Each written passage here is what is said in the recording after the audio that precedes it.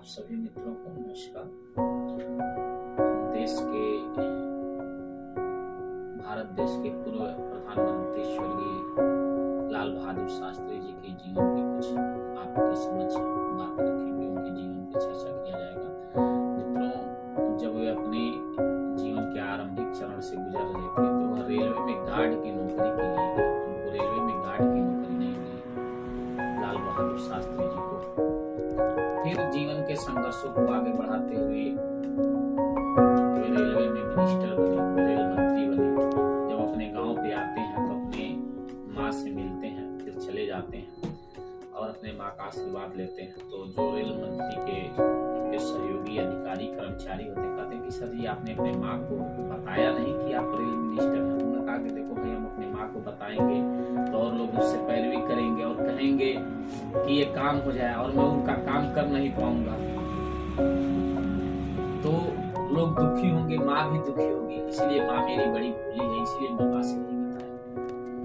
उनके जीवन में ऐसे कई घटनाएं आती हैं। जब वो प्रधानमंत्री हुए, उनको जो सरकारी गाड़ी मिलती थी चलने के लिए, तो उनका लड़का एक बार कहीं लेकर 14 किलोमीटर की दूरी पे चला गया है। वो जब आते हैं तो देखते हैं कि गाड़ी उनकी 14 किलोमीटर चली हुई है, तो वे अपने सैलरी से उस 14 किलोमीटर दूरी का जो पैसा होता है कटवाते हैं।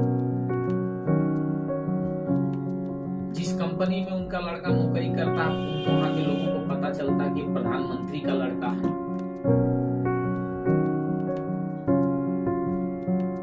तो उसका बेवजह प्रमोशन हो जाता है। कंपनी के लोग भाई प्रधानमंत्री हैं, हम कोई लाभ ले लेंगे, उनसे मिलके कोई कह के काम करवा लेंगे। तो जब लाल बहादुर शास्त्री जी को पता चलता है, तो जैसे भाई घर में रहते थे, उनके लड़के से मुलाकात, लड़का कहता पिताजी मेरा प्रमोशन हुआ। तो देश के प्रधानमंत्री को सारी चीजों का अनुभव होता, तो पूछते आपने ऐसा क्या काम कर दिया कि आप 6 महीने में आपको कंपनी प्रमोशन कर दिया।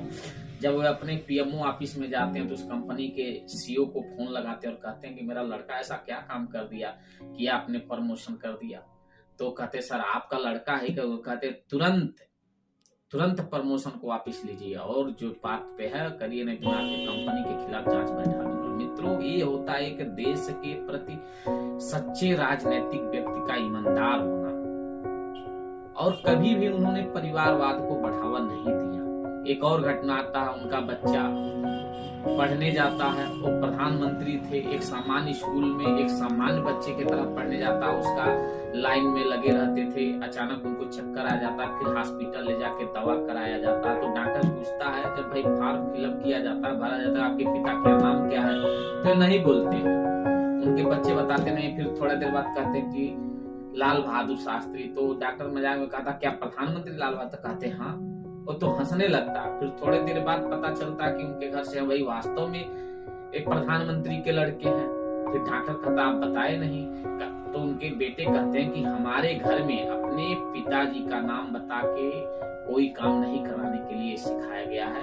हम लोग प्रयास करते हैं ताकि हम अपने पिताजी का नाम लें। और आज के राजनीतिक परिवेश में कोई एमपी हो जाए, कोई एमएलए हो जाए, सभी अपने परिवार को आगे बढ़ाने में लगे हुए। अपने देश के चरित्र को, राष्ट्र को बदलने के लिए आज भी ऐसे ईमानदार राजनीतिक लोगों की आवश्यकता है बड़े छोटे पदों पे।